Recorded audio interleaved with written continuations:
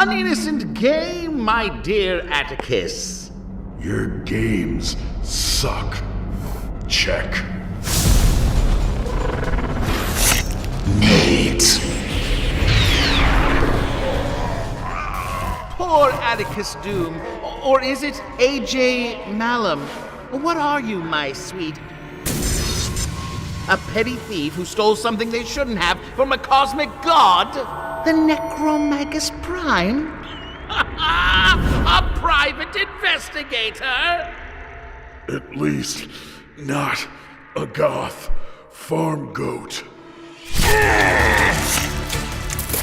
Or perhaps something more. Don't.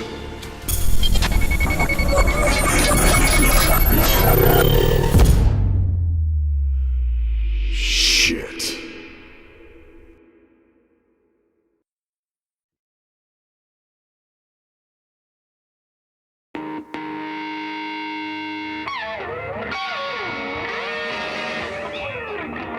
Okay, people, welcome back to another Fwoosh Weekly. As always, I'm Robo, and today is gonna be a little bit all over the place. I usually try to lump themes together, but today there's no clear path. I can't solve the jigsaw puzzle. I don't know why I did this. That's a Rubik's Cube.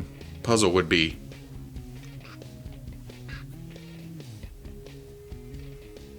Company is, of course, priority. I keep all that together. And then next is properties. And usually I can transition from one to the other, from company to company, thanks to the properties, but not today. And then after that is usually how much we knew about something, and then way down here is my own personal interest. You know, I'm gonna wait till last to talk about the things I really want to talk about. But today it's a bit disjointed, so I apologize. Even though most of you won't even notice, I'm half apologizing to future editor Robo. I'm sorry. I still love you, though. Like you saw in the intro, Mezco has released their 1/12 collective Rumble Society Bartholomew Vex upon the world. And as much as I liked Atticus Doom as a kind of twisted up Constantine, I think I like Vex as the counterpoint, deity, trickster, goat-headed butthole. You know what I mean? Just kind of poking away at Atticus Doom. Part Loki, part Joker, Mezco-fied. And it appeals to me on many levels. It also helps that my buddy Steven Glickman voiced both characters in that Cyber Monday video, and it gave them a lot more personality than we usually see from Rumble Society characters. Plus, I can't help looking at the soft goods here and thinking, oh man, Mezco, you would knock a Hellfire Club out of the park. I mean, or at least a Sebastian Shaw all powered up where you can take the shirt off and he's absorbed all the energy and ready to give it back, all while wearing capris and pilgrim shoes. You're picturing it now too, huh? Mm-hmm. As far as Bartholomew goes, though, there's 4 goat heads with different expressions, along with a vulture head, a morphing vulture head, and the feather ring and neck piece to complete that look. For accessories, there's a big old assortment of magic parts and pieces and effects that would make Doctor Strange blush. Best yet, when it was available, it was in stock, so you order, it ships right out, but notice I said when it was in stock. You can't wait for old Uncle Robo to talk about Rumble Society. They go too fast. When Saturday rolls around, you're waitlisting most of the time. I would like to give my horn a little toot after predicting that the Bandai S.H. Figuarts Aquaman The Lost Kingdom Aquaman would quickly go up for pre-order after they showed it at Tamashii Nation at the first of last month. Then again, it's Aquaman in a fairly comic accurate cinematic suit that follows up a movie that did pretty well for a DC flick. I'm not gonna be buying lottery tickets anytime soon. It was obvious. I just said the words. I was about to blurt out that this just may be my first Momoa Aquaman in action figure form, but then I flashed back to the Mattel DC Multiverse movie Aquaman. That's right, Mattel. That was 5 years ago. This blows that out of the water, so to speak. Hell, the metallic sheens alone are just, ooh, mwah. The luscious locks lazily levitating in the lagoon, that is a perfect alternate head too. That just completes that look if that's what you're going for. I also predicted that Bandai would release their S.H. Figuarts Marvel, the Marvels, Captain Marvel, Captain Marvel, but that was even more obvious because they were doing teasers on the website and the placard at Tamashii Nation had the price and release date. So me saying that is just, again, and because of those teasers and the appearance at the show, I've already said my piece on this several times.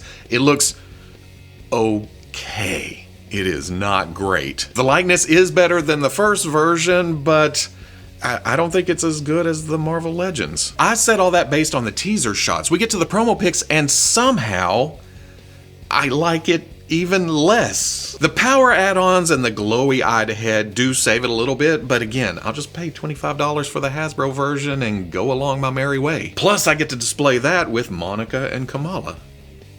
So, win-win-win. All for the price of this. And spoiler, I'm thinking the exact same scenario for the Bandai S.H. Figuarts Street Fighter Guile outfit too. Hell, I forgot they had this license. It's been a while since I've seen something from their Street Fighter line, but looking back after Googling Bandai S.H. Figuarts Street Fighter, there's an outfit too for Ryu and Chun-Li coming out in February. I guess I missed those. Before that was Sagat back in May of 2020. So they've sat on this license for a bit. It's weird to kick off with Outfit 2 of Guile, unless they're trying to lump him in with Ryu and Chun-Li. To me, as someone who doesn't really follow Street Fighter, played a little back in the day, but not much since, it's still the green fatigues, right? I mean, is it that far off from his Outfit 1?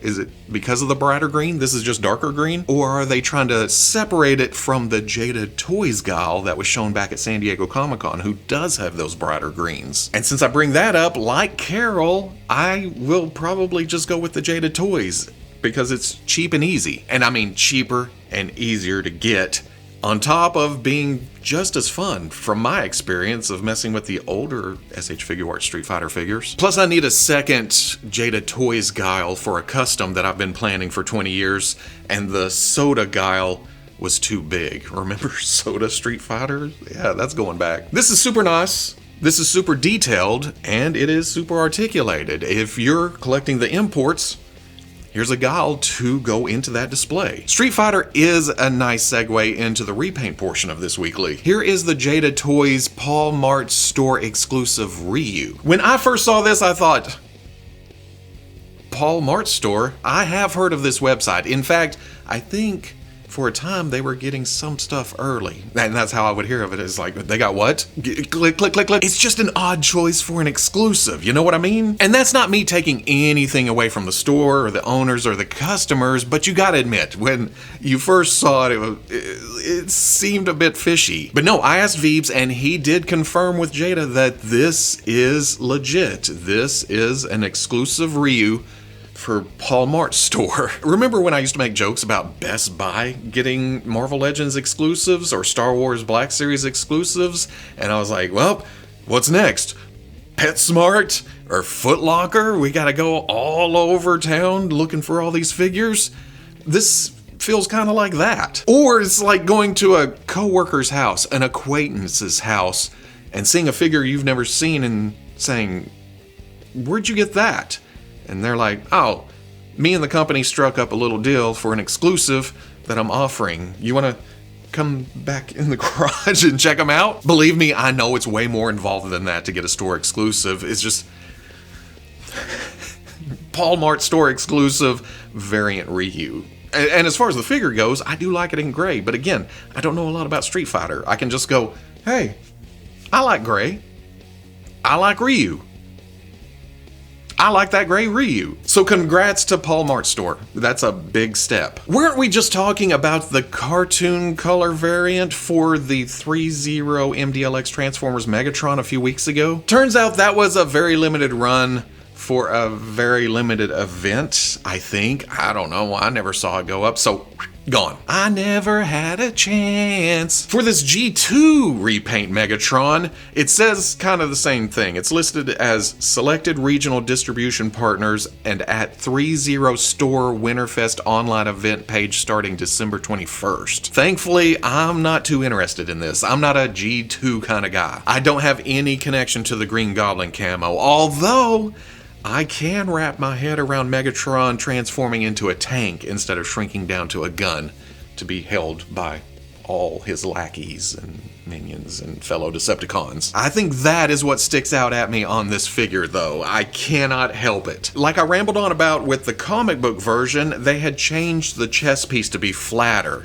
more in line with my idea of what Megatron should look like, after the original standard version had more of a car front end. You see where I'm going with this? For G2 Megatron, they should have jumped back to the peckier pecs to give him more of a vehicle look. And I know it's a very slight change that's hard to notice unless you get the figures all lined up side by side at the same angle and everything, but still, those little tweaks would have just been cherry on top. Instead, they went with the updated toned down chesticles, which I guess isn't a huge deal because it's still MDLX. Still has all that 80s flavor with a little 2020 modern flair thrown in.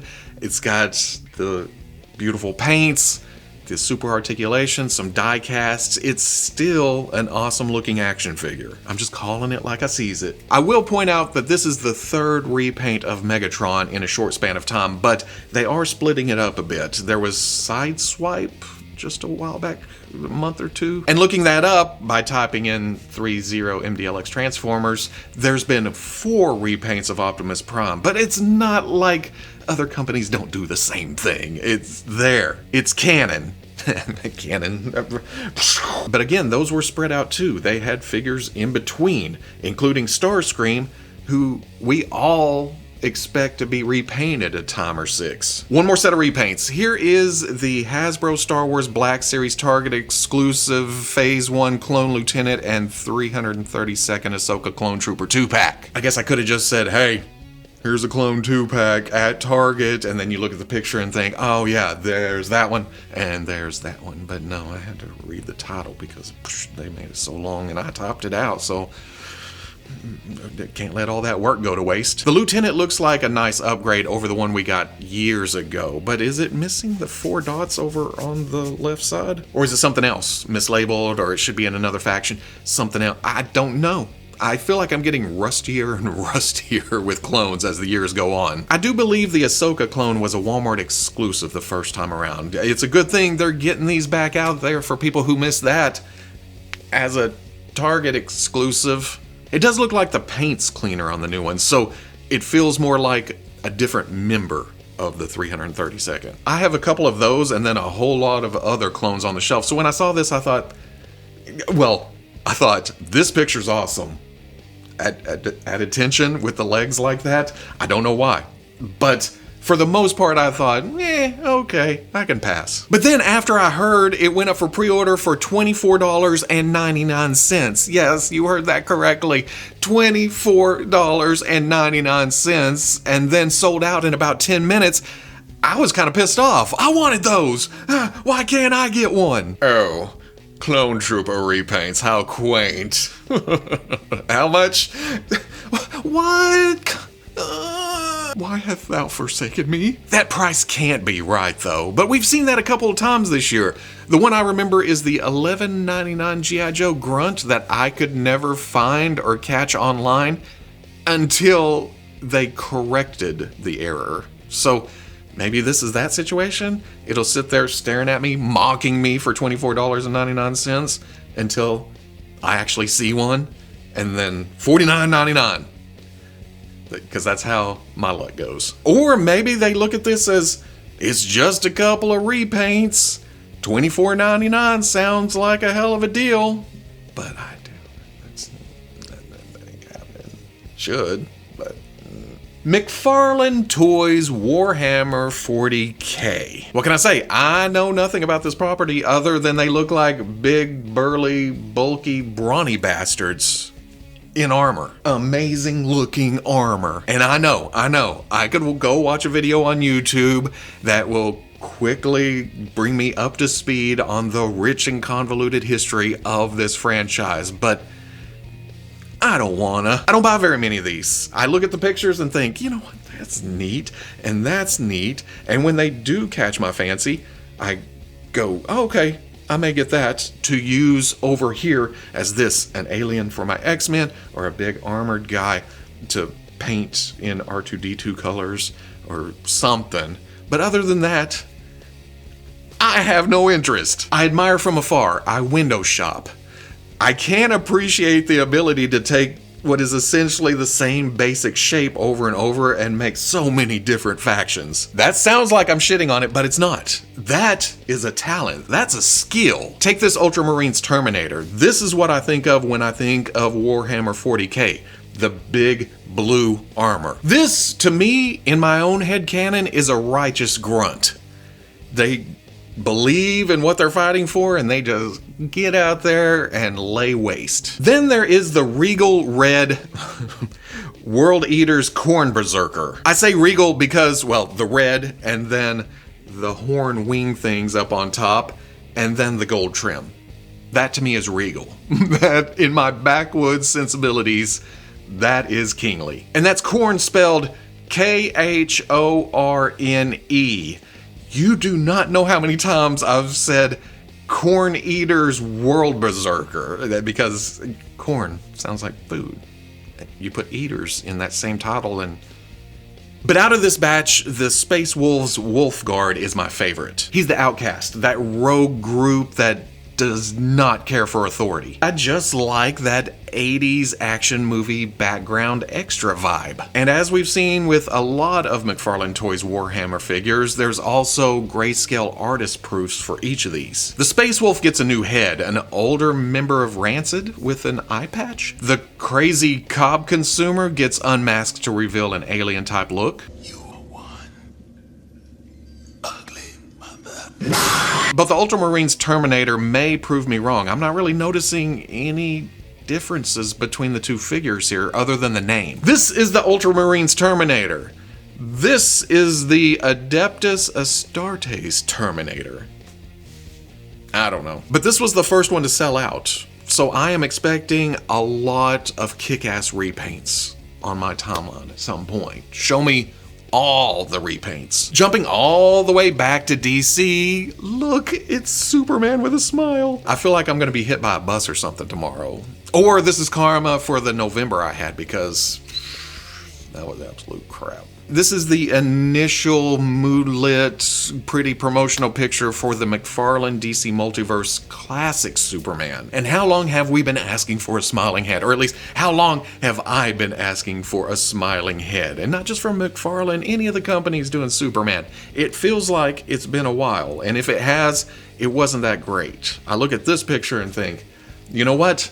There's joy in that flight. He is happy to be up in the sky, just flying, and hope.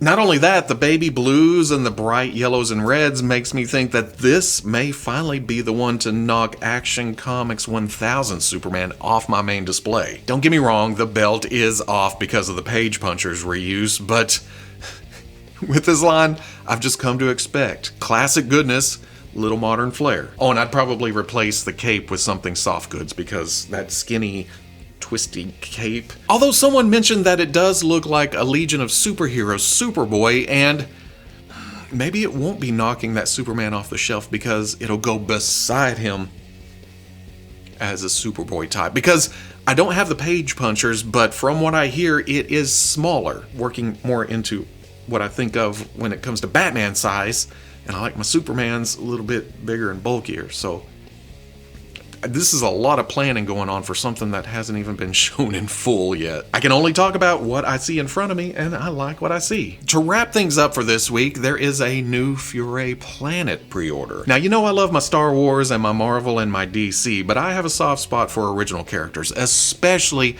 when they're as well done as these. This is the Panda Brothers Yin and Yang. Instead of going your standard animal warrior route here, these are the son of doctors who continue practicing medicine but have opposing viewpoints when it comes to healing patients. This is where we get to the reading robo part of this, because It's too good not to convey word for word. Reading Robo. Older brother Yin believes Qi is the original source of spirit. He studies body acupoint and herbal medicine to condition Qi and blood. Younger brother Yang follows his understanding that a strong body is the foundation of life. He focuses on Chinese boxing and is good at surgery, bone setting, massage, as well as operative treatment and anesthesiology. Basically, Yin is old, peaceful, and centered. Yang is young and hot-headed and prefers a more physical regimen, and going by the alternate head is not afraid to throw down. Yin, Yang.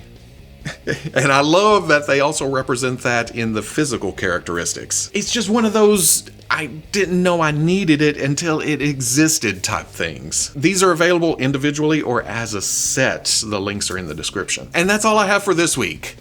I feel like well, to take the last segment literally, I poked a few bears today. That was not my intention. Going through my thought processes as I look at pictures. And just having some fun, rambling about some toys that I like and some toys that catch my eye. If you're getting mad for me joking around, well, we've been doing this for 332 episodes. You know what you signed up for. At this point, it's your fault if you're here going, why doesn't he know this stuff? Why doesn't he know? Because I don't. I am not an expert in anything, even the properties I love and follow. I only know how to move my mouth when I see that stuff in front of me.